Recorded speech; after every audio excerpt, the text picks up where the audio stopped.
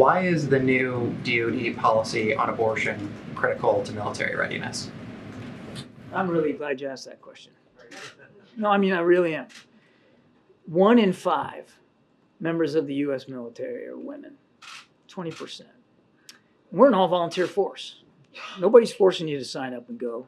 People volunteer to go.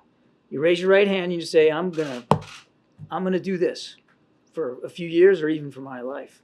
And it might cost me my life to do it.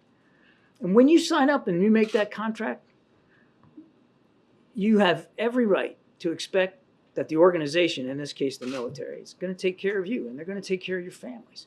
And they're going to make sure that you can serve with dignity and respect, no matter who you are, or who you love, or how you worship or don't.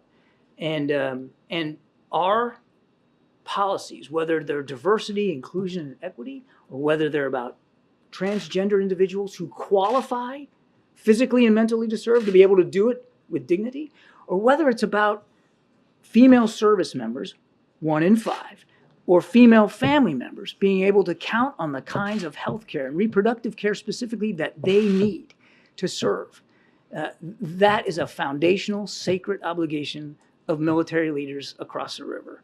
I've seen it myself, and it matters because it says we're invested in you because you are being willing to invest in us. You're investing your life, your family's livelihood with us. We owe you that back in return. I had a chance a couple of weeks ago to meet with some military spouses here at the White House. Some were active duty members, some were spouses, all were women.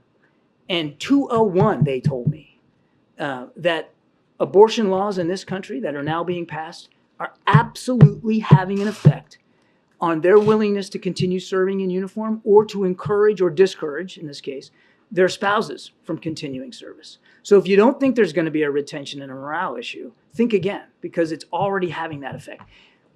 I have a son in the Navy. I think you all know that, and son-in-law too. They're both stationed down in Norfolk on destroyers. And they're proud to keep serving their country in the Navy, but the Navy told them where to go. You go where you're told. That's the way orders work. You go where you're assigned. You don't get to choose. And so what happens if you get assigned to a state like Alabama, which has a pretty restrictive abortion law in place, and you're concerned about your reproductive care? What do? Do you say no and get out? Well, some people may decide to do that. And what does that mean? That means we lose talent, important talent. And we're, again, an all-volunteer force.